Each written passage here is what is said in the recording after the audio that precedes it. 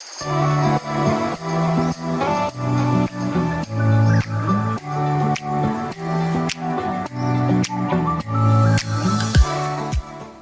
is a great pleasure to have you here at the second edition of Mega Minds in Megatrends, but above all, to have you joined us for this Metaverse Customers and Centricity track led by Accenture and Nathan King. Nathan is a technologist, strategist, and an architect, and has been involved specifically with XR and emerging technology since starting at Accenture 7 years ago. Prior to joining Accenture, Nathan was a founder, a full-stack application developer, and a platform architect with 20 years of startup experience. Currently, he is a metaverse architect, MCBG Studios head of feasibility, AI, and heading up metaverse innovation. Get ready to share this space with an expert who will provide us with new ideas, new realities, and many other elements to apply in our environments and business. Thank you, Nathan. Thank you. Can everybody hear me okay? Thumbs up, Yoshi? That was all made up, by the way. I don't know who wrote all that stuff. That's not what I did. Thank you guys very much for being here. Thanks for having me here, and thank you very much for some of the company that I've gotten to meet here. Costa Rica is an amazing place, mostly because of its people. So I'm very thankful to be here to talk to you about this today. The other thing that I want to kind of confess, I don't actually like talking to people. I like having conversations. So if there's at any point you have a question, please raise your hand. We'll get right to it. I would actually just prefer to sit down and have a cup of coffee. Today we're here to talk about a little bit about metaverse. She gave a great introduction. I thought I was supposed to give a great introduction, so we'll probably skip a little bit of that. But I do work with Accenture, and I work with Accenture in a portion of Accenture called the MCBG, which stands for the Metaverse Continuum Business Group. And we'll talk a little bit about what that is and where that comes from in just a second. But it is important to know that I was originally a developer, full stack developer from Northeast Tennessee, which is a small rural town in the United States. So I didn't have a lot of access to a lot of opportunity, and I didn't have a lot of access to a lot of the great minds that I've gotten to meet today and over the past 7 years at Accenture. And when I got to Accenture, what I got to do was help found our immersive realities practice over on the interactive side. That was in conjunction with Yoshi, who's put most of this together. That was a great deal of trying to explain to people that, yes, this is going to be fun, and yes, you should put this thing on your head. And when they did, I got to see people laugh and cry and kind of freak out sometimes. And it was just really interesting to help people get into VR and start talking about immersive realities. And at that time, we were saying weird words like metaverse. Fast forward to the pandemic, and Accenture decided that there was no way, and I think all of us decided, there's no way that we're coming to the office anymore, or for this foreseeable time. But part of Accenture's culture is based on relationships and networking and hanging out with one another, knowing each other, making these things happen. So one of the things that we did is we put together an onboarding and new joiner experience that we'll also talk about a little bit later. And in the success of that program, we started to realize that metaverse really could happen or start to happen right now. And the hype kicked in, and Facebook spawned a parent company now named Meta. Correction there, and a lot of people decided that they were going to get into this world. But one of the things that we wanted to make sure that we get across is that we've been doing this for about 14 years. This being what I call metaverse. What we'll go into a little bit later is blockchain and extended reality. We've been doing that for about 14 years. We've got over 820 projects under our belt in both of those worlds. We've got altogether about 200 people that are working on this nonstop every day, and those are strategists, creative people, engineers, designers, myself as an architect. We've got business partners that are helping us do it, and we're so committed to the thought that we decided we were going to spawn this new Metaverse Continuum Business Group, which is all of these wonderful people aggregated together. But right now, you are here. So everyone talked about metaverse, and everyone said everything about metaverse and metaverse, metaverse, metaverse, metaverse. And then they released a headset. The headset was fantastic. Quest 2, There's one that we have at work, Quest Pro. I have one of those here. I'm happy to share that with you guys. I think it's a spectacular device. And then yesterday, the Quest 3 was released, full color pass-through, very interesting. But to Fran's note with me yesterday morning, you look like you're wearing a shoebox on your head. Thank you very much for that analogy. And you do. And I think our kids are going to laugh at us when we get back to that and we look at that. They're going to be like, what the hell are you doing? So that's why I said, I've seen 3,000 articles in the past 4 months that have cited something along these lines. Metaverse is dead. It's dead. It's over. I contend that that's not necessarily true. This is what they thought Metaverse was. We're going to meet in the office. We're going to sit down at dinner, and we're going to hang out with one another, face to face with big giant. This is all Mid-Journey, by the way. You got to love what this produces. It's fantastic artwork. But just imagine, I think everyone thought this was Metaverse, and they were like, well, this sucks. And it does. What doesn't suck, and what is not dead, and what these technologies are all about is something that I refer to as human spirit, which is that part of you that you can't necessarily, it's intangible, and it has to do with your goals and your dreams and your ideas and all the things that you want to bring to life. And there's technologies that are starting to come together to help that. Those technologies are all around these human needs and like budding expectations, right? One of the basic human needs, and we're talking thousands of years old, right? Community. I got to have my idea of my family. My family changes over time. My people are in different places. My literal family is, my wife and I are in New York. My son is in Tennessee. My brother and my mother are in Chicago. My nieces, nephews, and sister-in-laws are in San Francisco. So for us to have any kind of connection, there's a lot of discussion and talk and who's doing what and who's when. The best thing that we have is this Apple phone, which is FaceTime, and that, of course, interrupts me every time that I get. So it's weird. You have to switch contexts in order to get to it. But we'll get to context in a second. So I want to have a constant connection to those folks, but I also want to have selective omnipresence. I want to be able to be in all of those places at any given time when I want to be. I don't want to be at work all the time. I don't want to be with my kids all the time. I want to be able to be at those places, but be there like that. And right now, I can't do that unless I fly a plane, ride a bike for a very long time. And then the third is I want to be able to represent myself in those contexts in the way that I would like to represent myself in those contexts. At work, I have my BizDev blue on. I look very professional. I still keep my jeans on. My wife will not let me put my earrings back in. So I look very professional at work. When I go out dancing with my friends, it's a whole different story. When I go to have brunch with my wife, I'm slumming it. T-shirt, jeans, and a pair of shoes. So I want to be able to represent myself in each one of these contexts in a way that makes sense for the context, in a way that makes me feel comfortable to be in that context. And the last thing, and this is all about shared experience. I want to go do things with those people that are all the way across the state or all the way across the world or the continent, and I want to do things with them. I want to hang out with them. I want to have some interesting shared experiences with them, and right now that's just simply not able to be done. Community's been around for a long, long time, right? Self-expression is something that the human has also always strived for. Strived? Anyway, if you are out to express yourself in some form, fashion, or manner, this started in cave paintings thousands of years ago. Drawings, learning, teaching, helping people to understand things. And the problem with self-expression right now is that if I, for instance, imagine a piece of music in my mind, which all of us right now are fully capable of doing. I was going to hum a song and get it stuck in your head, but I won't do that. If you're able to imagine a song in your head, then that's an idea that you want to bring to life. But in order to bring that idea to life, you're typically going to have to go through thousands of hours of technical mastery to start to form that idea.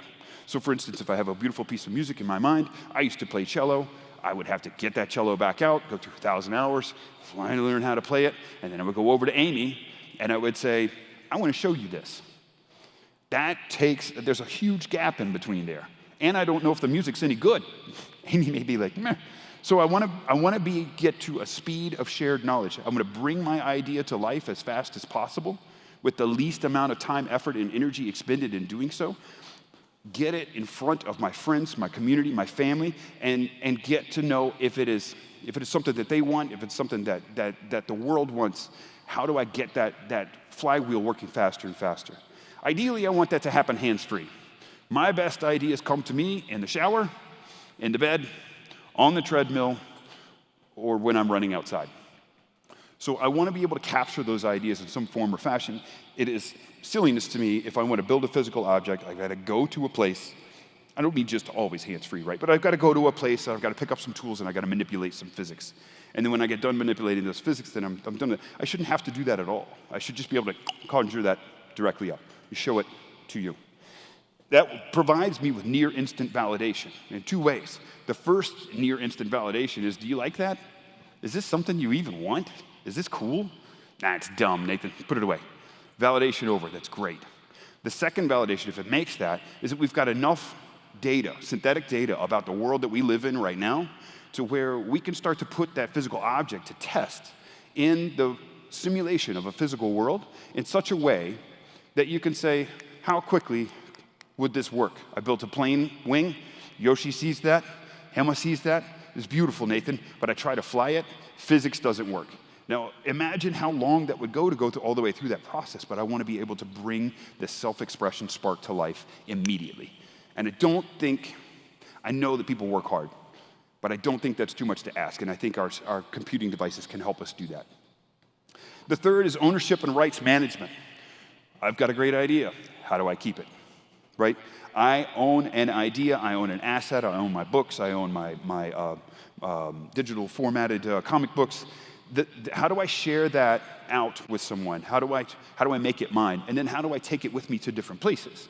That's all about asset ownership. Right now, I have a physical object. I can take it with me anywhere I want to.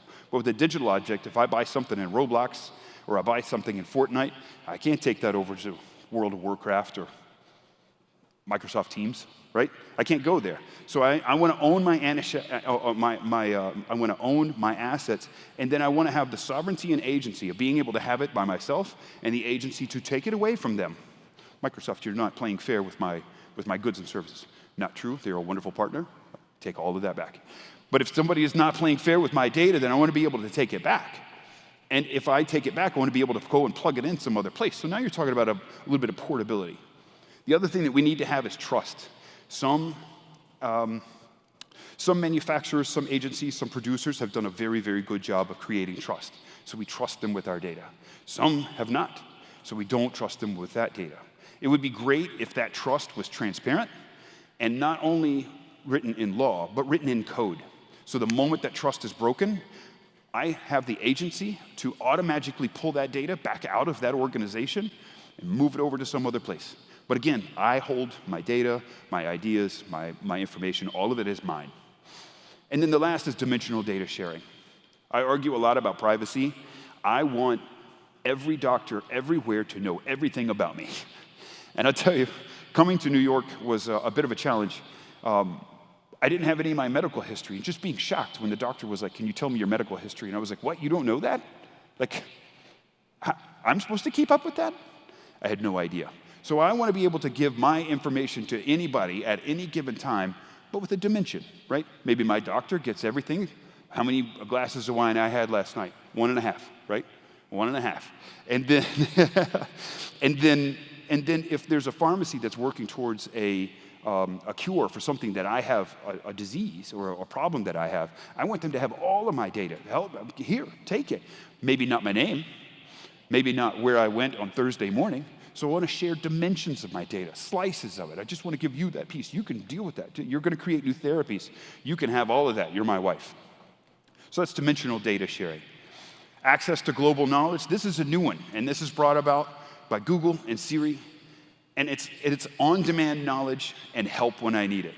And back in the day, this was insane. Nobody thought, if you didn't know how to do it, you're out. Game over, right? Now, if you have an internet connection, you can call a friend, pull them into that context, you get help exactly when you need it. And then if you use your phone or these devices, I could test, if you use these devices in the right way, you can know anything. There is no reason for you not to be able to know anything. And with the click of a button, you just say, You bring me this information and it will do so. But it's stupid. This thing doesn't know anything about where I am, what I'm doing, or why I need that information. Which is why we spawned this new idea, which is budding, and it's called spatial computing. This thing right now, I use the oh my God. Oh my God, what is that? Now that can be said in a couple of places, right? Oh my God, what is that? You'd be excited. It could be at a comic book convention. That's a Spider-Man #1. I want to know everything about it. Is it rare? Is it real? Is it possible? Can I buy it? Is it torn? What quality? Oh my God, what is that? But if I'm in a dark basement, oh my God, what is that? Has a very different meaning. There's something crawling on a wall. Is it a spider? Is it poisonous? My device has no idea. So it has no context about what it is that I'm doing or where it is that I'm going or why I'm asking it that information. It should have physical awareness. It should have some understanding of the world around me, and ideally, it should have context. Why am I there? What am I doing? Again, we've got trust. I'm storing my own data, so I can give my device all of that information. That device now has some context as to why I'm saying, oh my God, what is that? Fun story. Apple just alerted me of my heart rate. Good times. Real time is the other part of this. I don't know if you've ever walked up a set of stairs and thought there was a final set of stairs. If you're going up 4 stairs and you thought there's a 5th one and you almost go down on that, that's what it feels like when you have a real-time break in connection when you're in VR, right? If I turn my head and the world still stays here and then it comes over here, it's a jerk. It's disheartening, to say the least. So real-time creation, or the ability to react and render in real time as fast as you can possibly move, is incredibly important in this world of spatial computing. So we've got a bunch of human needs, some budding, interesting new human expectations, and we start to ask the question, okay, how can I start to enable that sort of that technology now? And this is where I'll go into some of the building blocks of some of this stuff. Does anybody have any questions before I go on? My biggest fear is boring you to death. I'm serious. So the building blocks, let's talk about extended reality. And extended reality is a term that's used inside of an industry. I don't think we've done a very good job of it. People talk to me all the time about XR, VR, and I want to smack them. It's extended reality. X is in algebra, right? I don't want to say AR, MR, VR, and we'll talk about those. It's an umbrella term for extended reality. Any type or way that you can extend your reality with a digital goods, services, experiences, products, whatever. And it exists on this spectrum, right? Over here is augmented reality. Over here is completely virtual reality, where I have an overlay on top of my world. I'm looking at you. Maybe it'll pull up your Facebook information or your LinkedIn profile. I might be able to say, oh, make friends real quick. Then I get into mixed reality. Oh, in augmented reality, you typically see, these are all starting to merge together, by the way. But mixed reality then has a little bit of this notion of spatial computing. I'm going to map my space, so my headset or my phone has some idea that this desk is higher than this floor, and if I were to take a digital ball and put it on that desk, it might roll off and go onto the floor, all digitally. But it's because my headset or my phone or whatever device we come up with has some notion of my physical space. It's mapped it. It actually makes a map of it. Oh, that's high, that's low, it's like a terrain map. And then there's virtual reality, which is like, screw this, I'm going away. And you go into whatever world you want to go into. And the best times to use that when you want to think about value, when you want to think about how do I impart knowledge very quickly, if you want to think about how do I, if you're talking about ROI, think about DICE. And I always have to think about this. DICE. If something is dangerous, impossible, counterintuitive, or expensive, it's a pretty good candidate for virtual reality. It is dangerous to help explain to firemen how to react to a 180,000 degree fire. So you put them into some sort of virtual reality, you give them some sort of simulation of that, and it's also a little counterintuitive. If you put a fireman into that kind of fire to see if they can get out, you got a dead fireman. And you got a lot of that you're gonna have to go through. So if it's DICE, if it's dangerous, impossible, counterintuitive, or expensive, it's a good idea for VR. Otherwise, I would prefer to hang out with you guys. I don't wanna go into VR a whole lot. Right, imagine, again, our table. Everyone's sitting at that table having dinner in our previous picture. Sounds silly. But immersion does also exist on a spectrum, right? My phone over here, Catch up. There we go. My phone over here allows me to look around something, right? So I can use my phone, my tablet. I use a bigger tablet when I'm trying to explain something to more people. But my phone or my tablet allows me to see as though it is a virtual or a window into some other like virtual crazy space, like digital, right? So this can be used to review a building that I'm in, or it can be used, but it's not that good. You can use it to look around an object that you might have on a table.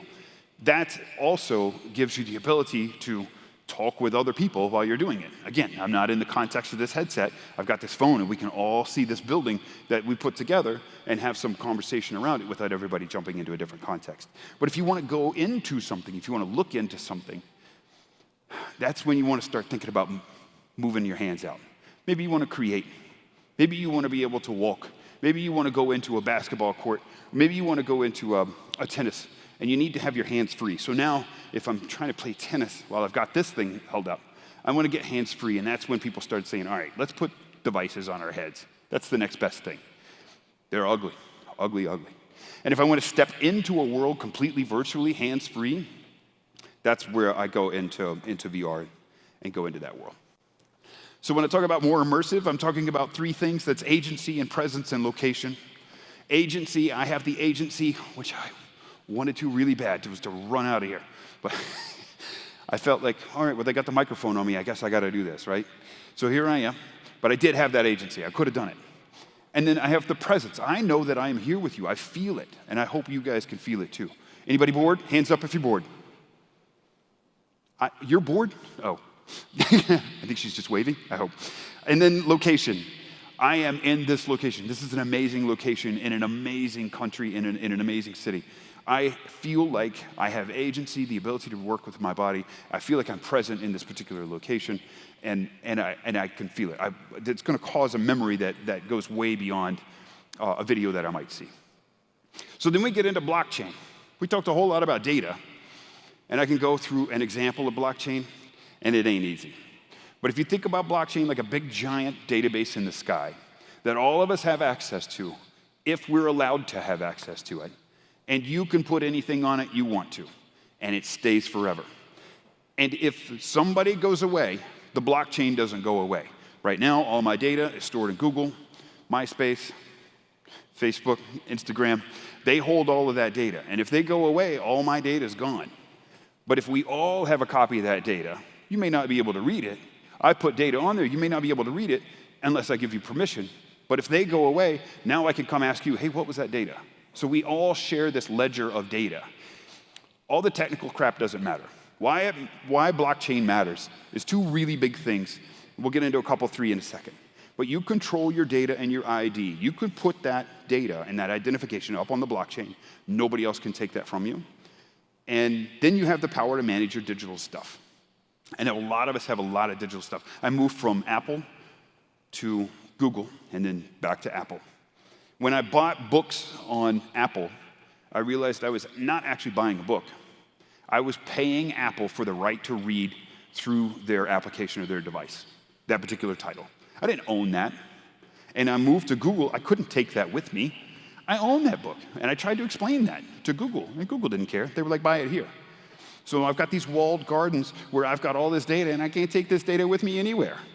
So hopefully in the future, I'm going to have the power to manage all that digital stuff. Its killer applications are sovereign identity. I declare who I am. Nobody else does, right? My driver's license says that I can drive, but it doesn't give me the right or take away the right for me to be Nathan King. I am me. I own that. That's mine. Open data sets. So again, giant database in the cloud.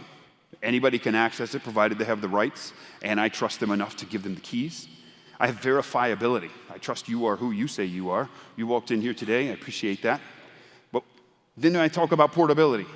How do I take this and go someplace else with my Google Books, etc.? And I tell a story here about, imagine a future where this thing can spot my heart rate going to a certain level, maybe 30, 40 beats per minute. And if it connects and understands that that's the case and sees that I'm in peril, that it may reach out to an open data set in the sky and ask for a doctor. And my wife is a doctor, and the way anybody knows that my wife is a doctor is because she has a piece of paper on her wall that says I'm a doctor. And she worked really hard for it. but there's no verifiable credential at all. I just trust that piece of paper. And I was joking with somebody the other day. I'm pretty sure if I got up close to it, it's probably a photocopy. I think she has the one at home. That's the real one. But that's how I know she's a doctor. So how do I verify things in a digital context through tokenized certifications? And then how do I do that anywhere I am? That should be able to happen in Costa Rica, United States, Colorado, Utah, also in the United States. The idea, though, that if my watch finds that something is wrong, it could reach out to this database in the cloud. It could verify, oh, there's 15 doctors in the area. I've already pre-programmed this thing to give away a dimension of my data. Who am I? What's been going on? How many drinks did I have? How far did I run? How much coffee have I had this morning? That doctor gets that, accepts it, and then they can work on me. Imagine that world. All of it able to happen anywhere, anytime, which is portability. Now, modern web's one that's super boring. We have that in our back pockets all the time. But it's an important piece of this equation. It's ubiquitous. I can look at a website on desktop, on a giant monitor. I can look at it on my phone. I can look at it on a tablet. I can look at it anywhere. It's ubiquitous. It's anywhere I want. It's cloud hosted. And why that's important is if you look at it and I look at it, we're like, this is awesome, and we tell everybody about it. And then 1 million people look at it. They can scale out immediately to be able to handle the load that's there. So you've got infinite scale, so long as you're within financial resources, and it can happen immediately. There's no reason for that to go up or come down. So constant availability and the ability to serve. And then API-driven. If something is API-driven, that means that it's accepting and giving data to other different contexts. That happens all the time. I've got front page of my phone, tells me what the weather is. I don't know what the weather is here because I can't read degrees Celsius, but I do get the phone tells me what the weather is here. And then it's modular. There's different pieces that are combined in order to create this experience. That's front end and back end, right? There's the interface that I look at and the big database that I'm connecting with back in the sky. So all of that's modularity. Now, when you start taking all that stuff, and remember, we're talking about how do I help humans who have needs and expectations? And you start taking all that stuff and you start smashing it together, and you look far, far into the future, you start to realize that we're on the precipice of something where we haven't gotten to. So I contend the metaverse is not dead. We haven't even started. We're now building these baseline technologies to help support what it is that humans need and want and expect, and way on down the road, it's going to be so cool that I'll be able to see this, hopefully, maybe not even with these glasses, maybe with smaller glasses. I was talking with somebody this morning, and they were like, we might just beam the light onto your eyes. You could just see something in front of you. We're just starting. And this is, by far, this is not the first time we've been here. So where we've come, let's think about where the internet's been. We started with the internet of data, which is Yahoo, Google, Facebook, Yahoo. I can't even think of any old 1990s websites anymore, but basically, I would go to Yahoo, and it would tell me the news. Or it would tell me when it was going to rain in Costa Rica, which is every day. Or it was going to tell me what the temperature was. Again, I can't read Celsius, so I don't know. Then we got into the internet of people, which is like, I want to talk about that. So all of us started to combine and come together at this crux of this web page and have conversations. That didn't go so well. Still not going good. That's my number one thing I told my son when he turned 15. Don't read the comments. Don't. Then we started to get into the Internet of Things, and as that gets more and better and faster, and we're not even close to like the best of that, but as I start to get internet-connected things that now can report back to a giant database in the sky, I can start to create what we refer to as digital twins. What is that building? How is that building working? That's the most accurate representation of that right now.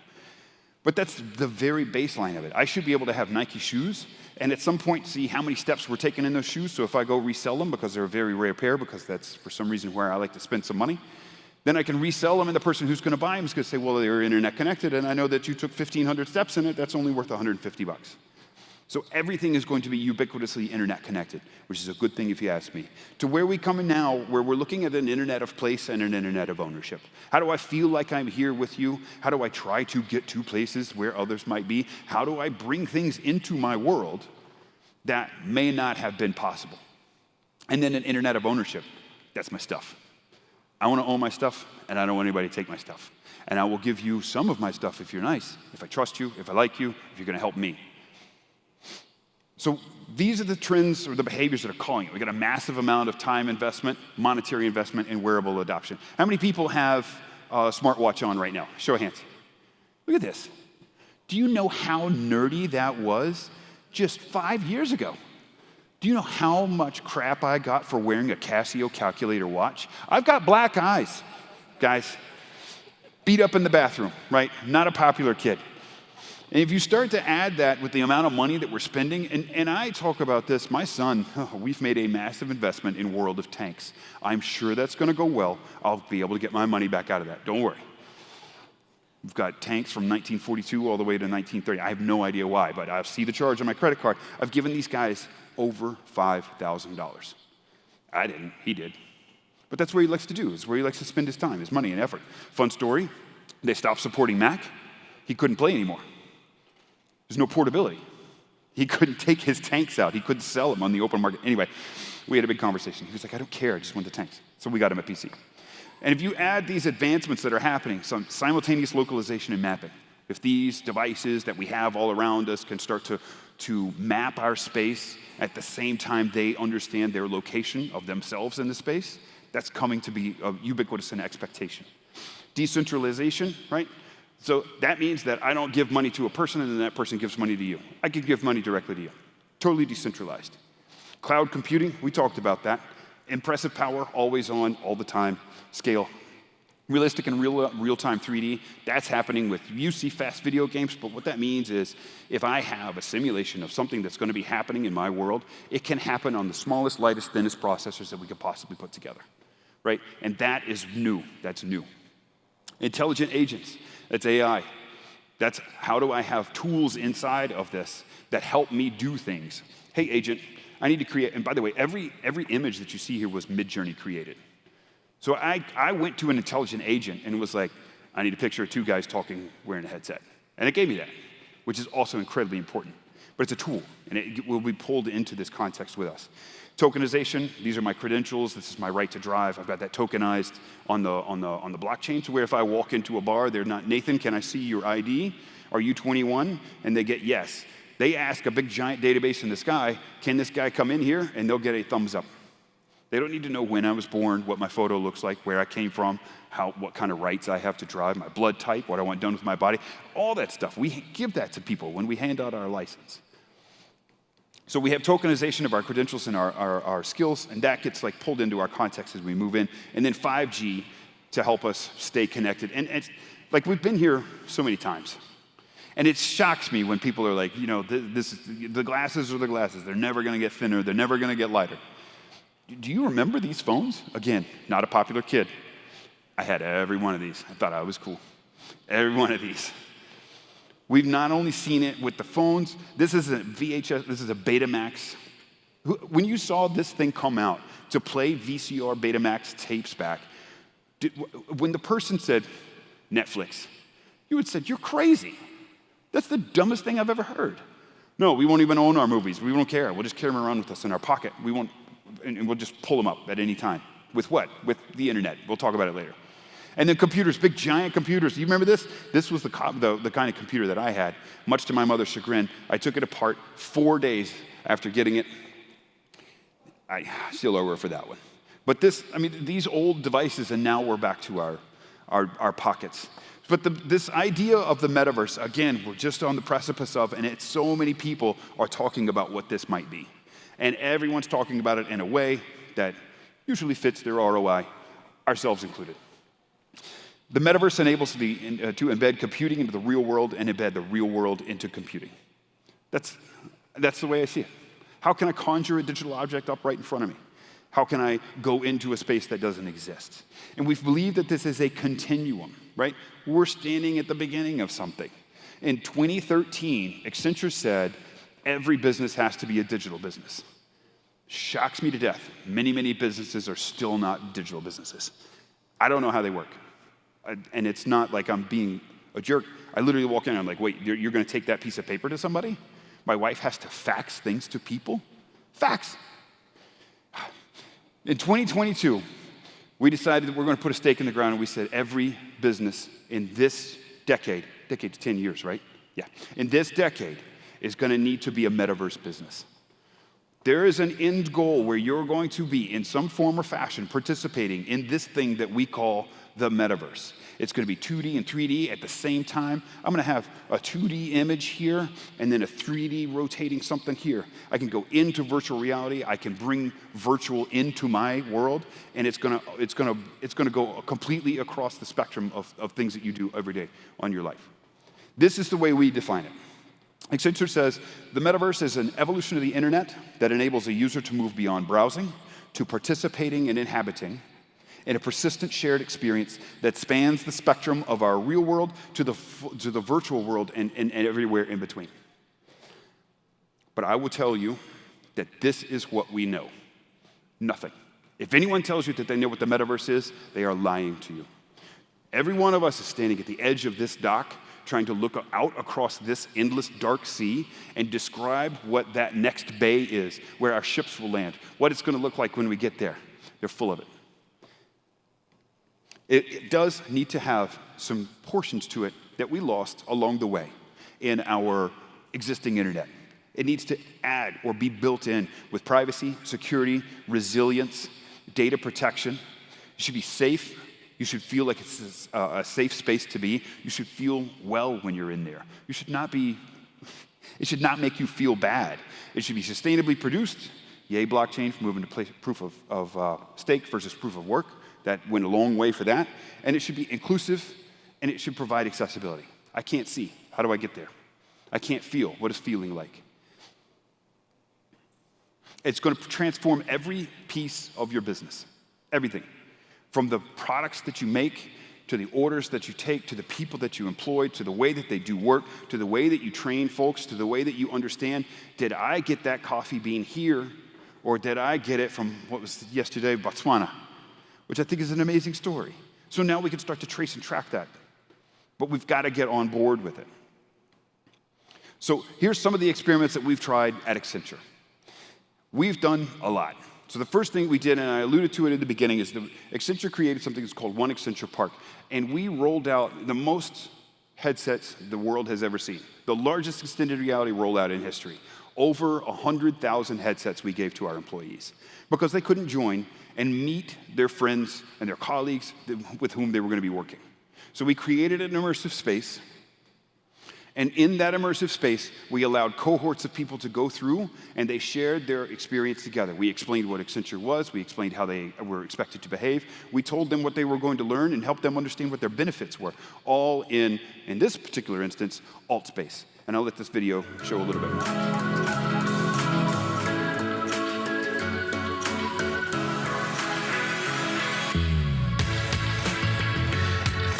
Welcome to Accenture's new joiner experience.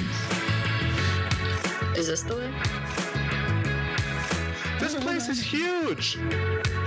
All right, enjoy exploring. I'm getting lots of pictures of little groups. I'll post them in the chat.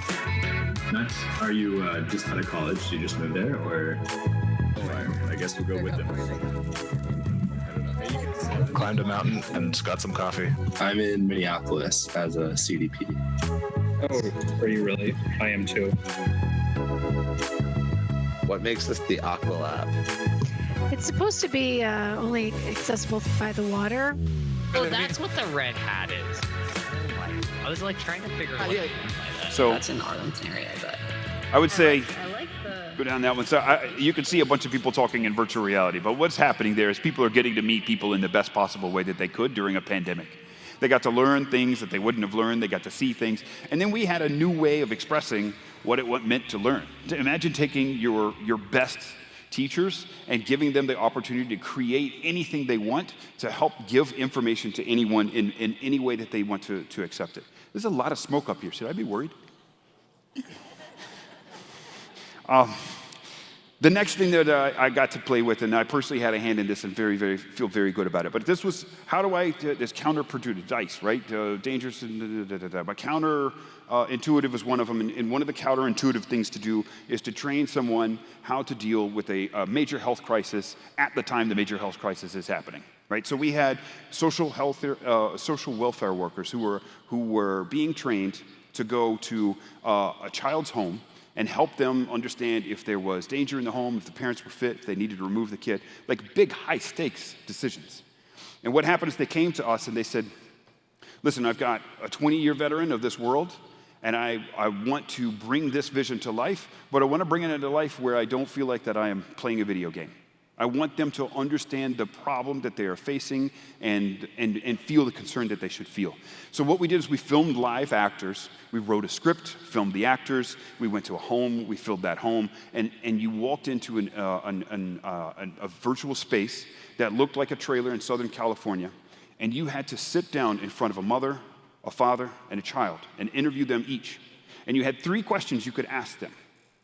So no controllers, you sat down in front of this person and you could say, how did you get those bruises on your arm?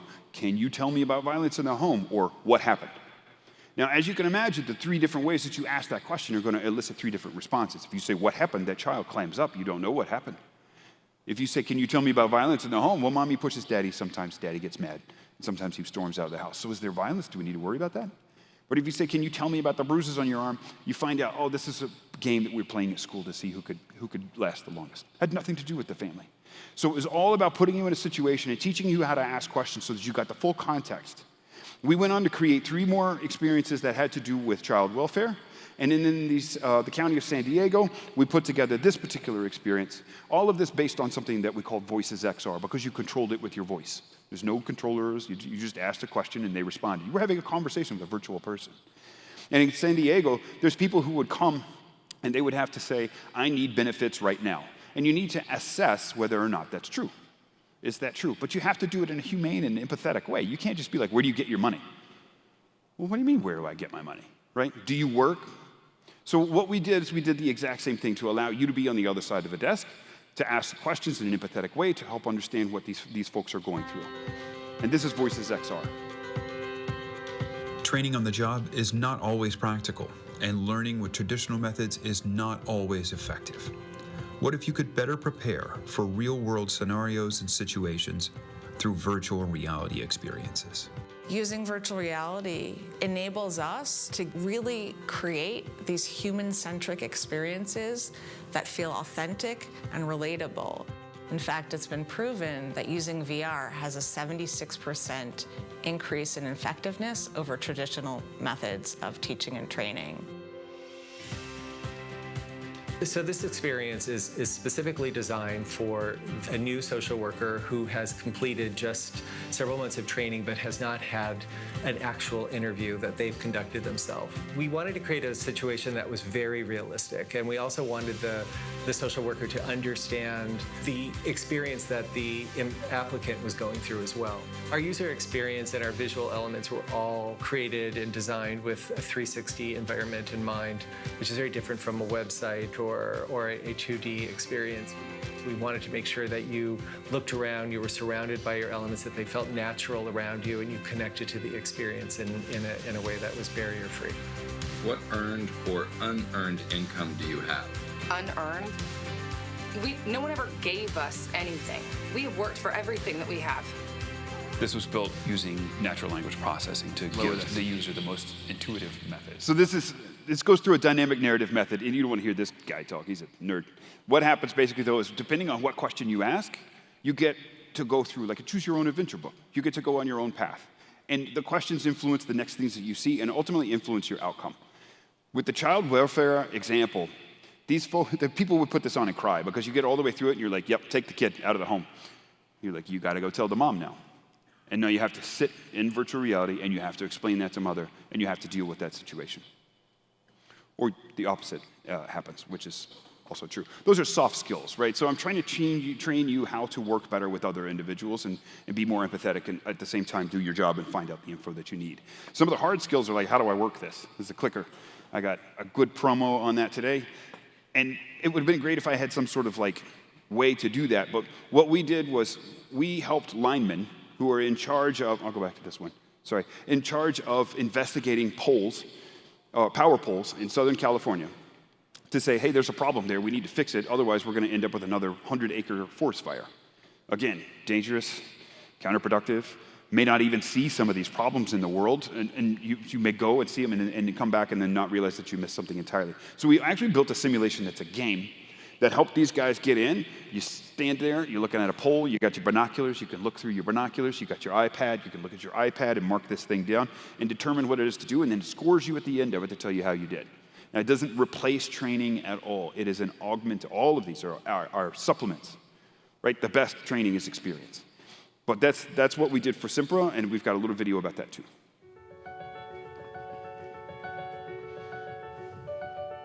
Journeyman linemen are critical in ensuring our electricity runs safely and efficiently from the source to our homes. Faced with increased wildfire threats in Southern California and a sudden shift to remote work due to the global pandemic, SDG&E and its digital innovation team set out to provide the best training possible while protecting worker safety. With that in mind, we built a completely virtual environment filled with realistic scenarios, damages, and issues that could lead to a potential wildfire in the real world. Through virtual reality training, field workers can put on a VR headset to walk through different scenarios and learn how to identify and respond to issues they may encounter. I train as an instructor different subjects up here at Skills Training Center. So my mind races with opportunities where we could use virtual reality, again, not to replace anything we have, but to supplement, to add to it, to enhance the training we have already. When they encounter something in the field, they don't have a memory of having once watched a training video. They have a memory of having lived through that moment, having solved that problem, and they know exactly what to do. Our goal was to simulate what a journeyman lineman might experience in the field. To do that, we centered this experience in areas of San Diego that are at a higher risk of wildfire. Then, we built out damages and other issues that a journeyman lineman would need to log and fix immediately, along with other conditions that require a work ticket to be generated to ensure someone is sent out later. Virtual reality offers a great opportunity for almost unlimited scenarios and conditions. You can learn, make mistakes, and you can do it in a way that's safe. I think there's incredible opportunities to expand into different environments that simulate real-world conditions. Through this VR training, workers see conditions which they may rarely encounter in the field. So you can see that everyone got the opportunity to go into a space and see things that they wouldn't normally get to see. And they got to the opportunity, like you said, supplemental learning to learn about things that they might encounter in the future or out in the field. This was put in place. It was one of our longest-standing extended reality projects. Continues to work to this day.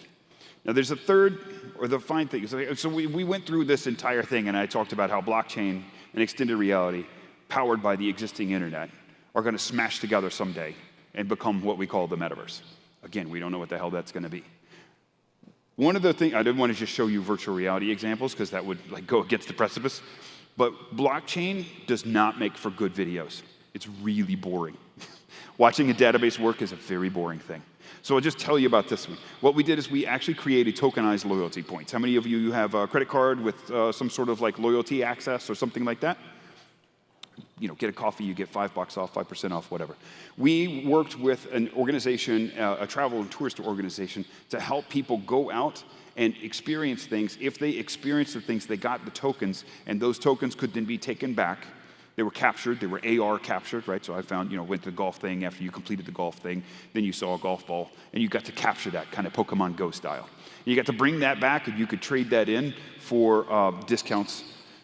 You could share them with friends and pool them together, so somebody ended up with a full free meal, so they were transferable. And it was a very, very interesting experience that we got to work with. We're continuing to do this with many, many, many organizations. In fact, tokenized loyalty, especially for travel and tourism and entertainment, is one of the biggest conversations we have. So, how do you get started? This guy's upside down on purpose. He's diving in. There's 3 paths to creating value in the metaverse right now. Only right now. That's definitely going to change. But the 3 paths are like this. Relevancy play. Hey, I'm here, everybody. Right? I can tell my customers, I can tell my employees, I can tell everyone, we're here, we're doing this. Hey, we're here. And it's just a play to say that you're there and that you are thinking about it. The second is that you're a problem solver, right? If you use the metaverse as a new way to solve old problems, and we saw 2 or 3 of those, training is the killer app for virtual reality right now. But the thing was, well, once everyone has a headset, what are they going to do with it next? And we're starting to explore some of those things. Community, connectivity, design thinking, and collaboration seem to be like the big ones, right? I just want to go hang out with my friends. I want to be connected to, in some way, to some space or event, or I want to collaborate with some folks that I wouldn't be able to collaborate with normally because they're all the way across the world. But if you want to do, to the far the right, the change agent, if you want to create a new business model entirely, and we're talking to clothing manufacturers about that sort of thing. Am I selling skins? Am I selling fake shoes that people only wear when they're online? Yeah, people are doing that. And that's when I tell people to think about the promise, not the product, right? If you think about the product that you create right now, and then you think, how am I going to get that product in the metaverse? You're going to have a hard time. But if you think about the promise that you're making to your customer, your client, your employee, then you can start to think about new and interesting ways to interact and play in metaverse or in digital broadly. But you have to keep in mind what type of organization you are, right? There's innovators and pioneers, very few of those. Lots of us are late majority. We want to wait and see when the smoke cools, who's still standing and what's still there. But if you're an innovator and a fast follower, you can jump in right now and get started immediately. You got to pull the rest of your organization along with you. And there's realistically 9 paths to revenue. You're either creating metaverse goods or experiences, you're dealing with metaverse payments and commerce, or you're doing metaverse foundational things. So metaverse foundational, I'm creating new marketplaces or headsets or interesting things that are going to be used by many, many people. So Meta's metaverse foundation, right? Metaverse payments and commerce, how do I give you $5 in the metaverse? Nobody knows. Right now I got to take my headset off, take my glasses off, pick up my phone, even in real life, pick up my phone, make a payment to you. What's your email address? Okay, got it. You sure? Did I get it right? Okay, $5. Oh shit, I typed 500. Okay. So payment still needs to be solved and figured out. Metaverse goods and experiences are digital and interesting, like digital native products. Artifact is a great example of that. If you take a look at what Nike's doing with that, they're literally selling digital shoes, and this dork is literally buying them. It's hilarious. Here we are. The most important thing that I can impart on you today, other than we are just starting, is that the metaverse reflects the architects. We've got a second chance. The first internet is filled with hate and flames and bad people doing bad things. There's not a lot of security and empathy, but it has tremendous upside in these other parts, and that's why we're continuing to let it grow and thrive. We have an opportunity right now to fix that. We can start to build this with the sustainability and the responsibility in place, but it reflects the people who are building it. So I encourage you greatly to get in. This is the last thing I want to leave you with. There is room at this table for everyone to build. Anyone can build anything that they want to. Don't be worried about tripping and falling. Oh my God, I released NFT that nobody bought. Nobody cares. I think you said it the other day, like, if it's 5 days, people are going to be like, oh my God, can you believe what you did? But if it's a year, I don't remember that even happening. Get out there and test and play and see what's going to happen and see how it becomes relevant and interesting, because you have to start working these muscles in extended reality, in blockchain, and in the modern internet, because when it arrives, you don't want to be late to that. But I'm not saying you got to be at the forefront. You just got to start working the muscles. That's all I have for today. I'm very, very thankful for you guys for giving me some time. Thanks. It's been great.